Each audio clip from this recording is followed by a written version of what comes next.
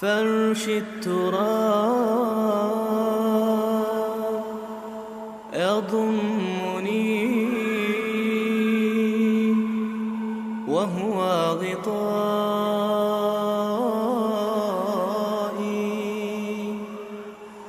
حول الرمال تلفني، بل من ورائي،